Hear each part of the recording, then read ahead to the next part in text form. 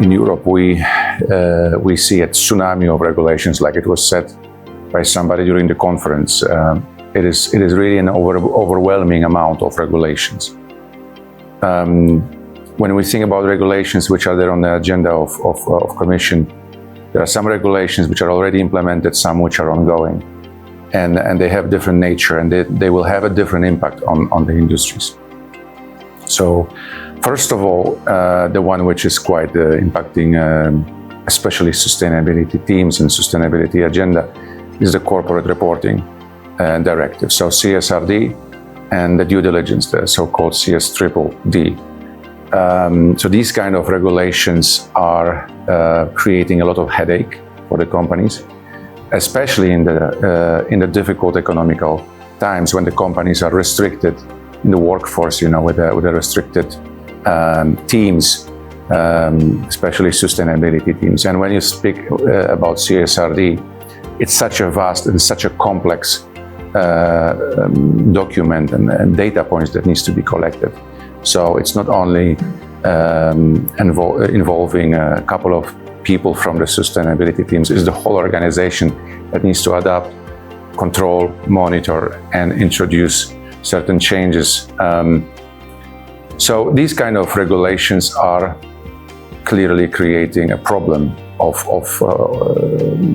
bureaucracy and additional work, which is not bringing any value. And that's what I think, and it's not only my opinion. Secondly, there are several packaging regulations and directives which will work in favor, and I think will benefit from that. So when you think about 5, 6, 7 years ago, the big movement on sustainability was creating a certain consumer understanding about sustainability.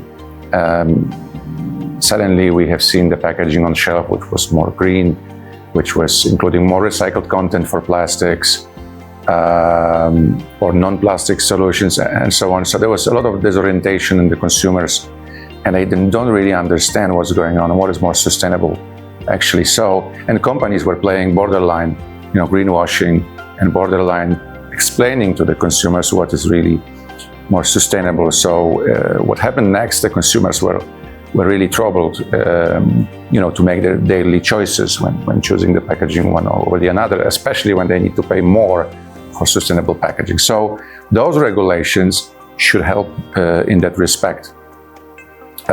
Just for example, Green Claims Directive, right? So this is the directive which should regulate what do we say on the packaging, how do we communicate with the consumers, what kind of claims on the packaging we give to the consumers.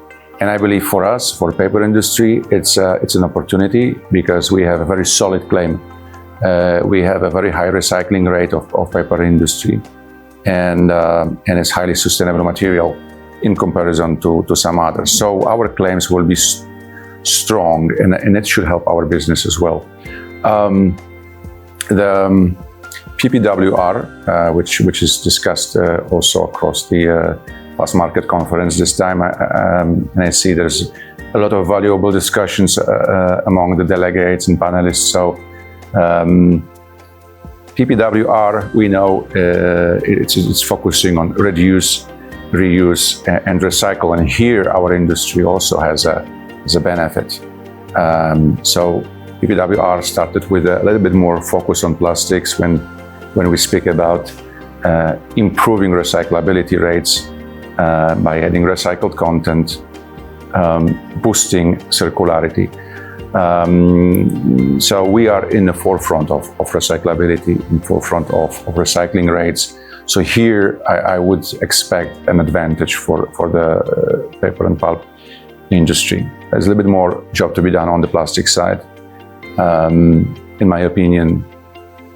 EUDR as a next regulation, again, it should bring benefits to have a transparency and regulate more our domestic market and protect us from the imports. Sometimes on a very low or dumped prices, which can damage our business. And we know in the current trading situation with the prices going up, with inflation going up, raw materials and energy going up, we are struggling to keep our margins and simply pay the bills. So I believe the EUDR will help in that respect.